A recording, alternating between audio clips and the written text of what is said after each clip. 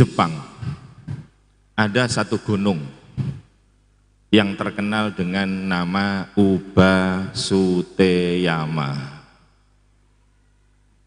Kalau diterjemahkan ke bahasa Indonesia, gunung ini adalah gunung pembuangan nenek. Orang Jepang kuno, mereka tatkala usia 70 tahun kok tidak mati, maka akan dibawa oleh anaknya ke gunung ini untuk dibuang. Karena orang Jepang beranggapan orang tua yang tidak mati-mati hanya akan menghabiskan logistik, menghabiskan nasi kalau di sini ya, tanpa ada manfaatnya. Sampai satu ketika ada seorang anak yang dia menggendong ibunya. Tapi ini orang Jepang, jadi nggak sambil nyanyi. Kalau di Indonesia mungkin digendong sambil nyanyi. Tak gendong kemana-mana, digendong ibunya. Masuk ke hutan, mulai masuk ke gunung. Ibunya ini setiap melewati lorong-lorong itu, ibunya kemudian mengais-ngais dedaunan yang ada di kanan kirinya. Seakan-akan ibunya ini tidak mau dibuang ke gunung ini. Akhirnya sampai di tempat tujuan. Anaknya kemudian berpamit kepada ibunya, harus meninggalkan ibunya. Ibunya menangis. Ibunya berkata, "Anakku, aku menangis bukan aku tidak mau dibuang, tapi aku khawatir engkau tersesat dan tidak bisa pulang karena membuang ibu." Dan ibu sepanjang jalan sudah memetik dedahanan, daun-daun. Ikutilah jalan itu supaya engkau bisa pulang dengan selamat. Subhanallah, anak ini kemudian terenyuh dengan apa yang dikatakan oleh ibunya, dan akhirnya anaknya membawa lagi pulang ke rumahnya. Hal yang serupa semoga tidak terjadi di Indonesia. Meskipun terkadang ada kemiripannya. Di awal tahun kemarin ada berita heboh di Malang Kabupaten. Ada satu panti jompo kedatangan peserta baru seorang yang lanjut usia. Diantarkan oleh 2 anaknya. Yang menjadikan viral adalah perkataan anaknya tatkala menaruh sang bapak di panti jompo. Karena ia berpesan kepada petugas di sana, "Bapak, Ibu, kalau bapak saya sakit, tolong jangan telepon saya. Bahkan kalau bapak saya mati, langsung dikubur, jangan beritahu kami anak-anaknya." Ini adalah kejadian nyata. Semoga Bapak Ibu tidak mengalami nasib demikian di masa tuanya, karena putra-putranya telah diberikan pendidikan agama. Amin, Allahumma amin. Bapak Ibu sekalian yang dirahmati Allah Subhanahu wa taala, maka bagaimana anak kedepannya itu terserah orang tuanya.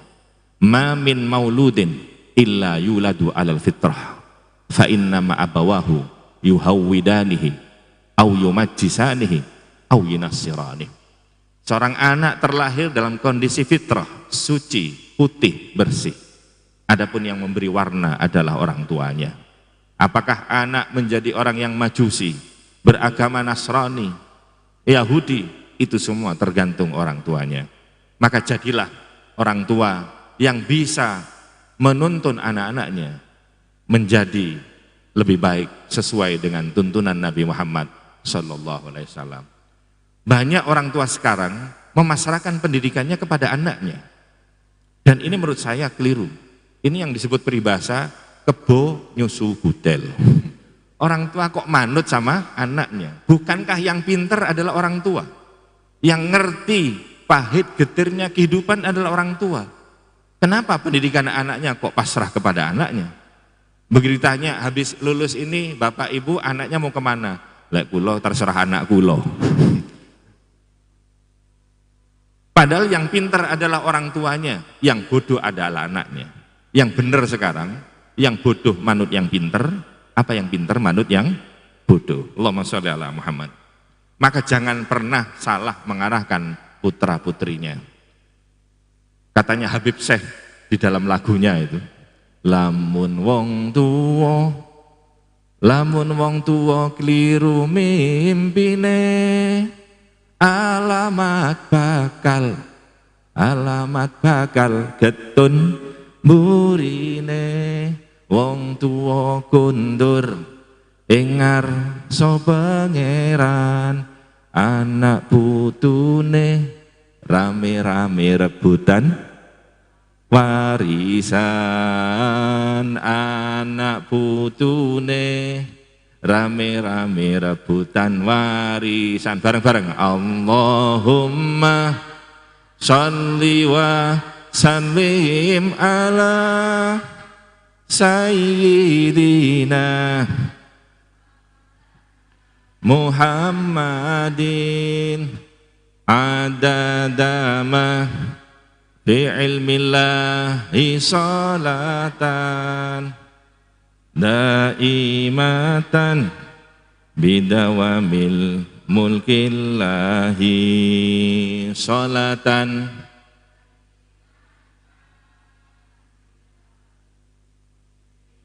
Allahumma sholli ala Muhammad. Ada juga kisahnya orang kaya. Dia punya anak satu-satunya. Karena dia orang kaya, berkecukupan, terpandang, maka kemudian dia memberikan pendidikan yang luar biasa untuk anaknya. Gak terima dicarikan sekolah yang favorit. Bapaknya ini mengirim pendidikan anaknya sampai ke luar negeri. Beberapa tahun telah lewat, akhirnya anaknya sudah lulus S1 pendidikan luar negeri. Begitu datang disambut sama orang tuanya dengan bangga. Datang ke rumah, mengundang tetangga dan sanak saudara untuk memperkenalkan, inilah anakku lulusan luar negeri. Kemana-mana orang tuanya bangga dengan anaknya, diceritakan anaknya yang lulus luar negeri itu. Tidak lama dari kedatangannya, kemudian anak ini sakit. Orang tua tergopoh-gopoh mencari rumah sakit yang termahal, mencarikan dokter yang terbaik, dicarikan obat-obatan yang paling mujarab. Beberapa hari ada di rumah sakit, tidak kunjung sembuh. Justru kondisinya tambah memburuk. Dan saat itulah kemudian sang ajudan yang ada di rumah sakit telepon kepada ayahnya anak ini, yang tak lain adalah seorang bos dari perusahaan besar, memberitahukan bahwa kondisinya semakin memburuk. Tergesa-gesa sang bos ini datang ke rumah sakit, dan saat itulah kemudian sang anak minta dibawakan ijazah dan sertifikat yang telah diraih dalam pendidikan yang ada di luar negeri. Diserahkanlah ijazah dan sertifikat kepada sang anak. Anak yang terkulai kaku di atas pembaringan mendekap ijazah-ijazah tersebut dan kemudian lalu menyodorkan kepada sang ayah sambil berkata, wahai ayah, inilah yang ayah cari, sekarang aku serahkan kepada ayah. Aku rupanya hidup tidak akan lama lagi, sambil meneteskan air mata. Ayah, kalau aku mati nanti, apa yang aku jawab dari pertanyaan malaikat yang ada di kubur? Karena ayah selamanya tidak pernah mengajariku sholat, ayah tidak mengajarkanku Al-Quran, ayah tidak mengajarkan aku agama. Saat itulah kemudian anak ini menghembuskan nafas terakhirnya, dan saat itulah orang tuanya menangis, meneteskan air mata, menyesal karena menyadari langkahnya telah keliru, bahwasanya prestasi duniawi umurnya begitu pendek, karena tatkala orang itu mati maka ijazah itu tidak akan dibawa serta. Para bapak ibu sekalian yang dirahmati Allah Subhanahu wa taala, maka yakinlah dengan pendidikan agama. Setelah lulus dari MI ini, pondokkan putra-putri panjenengan. Yakinlah rezeki itu di tangan Allah Subhanahu wa taala. Jangan pernah berkecil hati karena lulusan pesantren sekarang ada yang menjadi bupati Malang, ada yang menjadi wali kota Malang, wali santri, ada yang menjadi gubernur Ibu Khofifah, ada yang menjadi menteri, bahkan ada yang menjadi presiden dan wakil presiden. Maka dengan memondokkan, insya Allah niki akhirat dapat, dunyone katut. Amin Allahumma amin. Memondokkan anak itu seperti beli gorengan, karena orang beli gorengan mesti bonus cabai, tapi beli cabai nggak ada ceritanya bonus gorengan. Memondokkan anak, mempelajari anak urusan akhirat, insya Allah bonus urusan duniawi.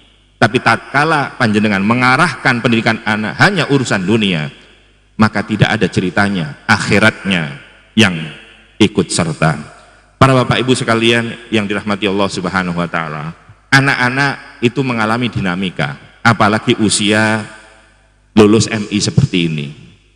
Usianya masih labil, sifatnya tidak menentu, kadang baik, kadang tidak baik. Maka jangan jadikan hal itu menjadikan panjenengan putus asa. Anak itu seperti pohon, tatkala pohon itu mulai tinggi, maka dia mulai terkena angin kencang. Maka jangan menyalahkan anginnya. Kalau tidak mau tidak kena angin, ya dia harus menjadi pendek, menjadi rumput, tapi resikonya dia akan diinjak-injak. Maka sebetulnya tatkala menghadapi angin, kita fokus bagaimana menguatkan batangnya, menguatkan akarnya, karena angin tidak akan lama. Tatkala angin selesai, maka pohon ini akan kembali tegak, tumbuh, kekar, dan senantiasa menjulang tinggi. Seperti itulah putra putri panjenengan. Mungkin selama ini labil, kadang begini, kadang begitu. Terus kuatkan mereka dengan pendidikan agama. Terus kuatkan mereka dengan pendidikan di pondok pesantren. Insya Allah anak-anak panjenengan nanti menjadi anak yang solih, solihah. Amin Allahumma amin. Selamat kepada anak-anakku sekalian yang diwisuda, mudah-mudahan kalian menjadi anak yang solih solihah. Dan selamat juga kepada bapak ibu sekalian yang telah mengarahkan pendidikan putra putrinya di Madrasah Ibtidaiyah An-Nur dan juga di pondok pesantren. Mudah-mudahan ini sebagai usaha di dalam mensolehkan anak, dan ini menjadi realisasi dari perintah Allah, ku anfusakum wa ahlikum naro. Jagalah diri kalian dan keluarga kalian dari api neraka. Dan Abdullah ibnu Abbas mengatakan, maksudnya menjaga keluarga dari api neraka, faqihuhum wa adibuhum, ajari mereka urusan agama. Maka dengan melanjutkan di pondok pesantren, insya Allah tanggung jawab orang tua di hadapan Allah dia telah selesai dan menunaikan dengan sebaik-baiknya. Bapak ibu sekalian yang dirahmati Allah Subhanahu wa taala, itu saja yang dapat saya sampaikan. Saya tutup dengan satu pantun. Ya, tapi pantunnya bukan sembarang pantun, karena ini pantunnya anak-anak. Pantunnya Upin Ipin, ya. 2, 3, 4 buku. Selamat wisuda anak-anakku. 2, 3 sembelih jerapah. Semoga menjadi anak solih, solihah. 2, 3 burung kakak tua, anak dewasa berbakti sama orang tua. 2, 3 barongsai, selesai.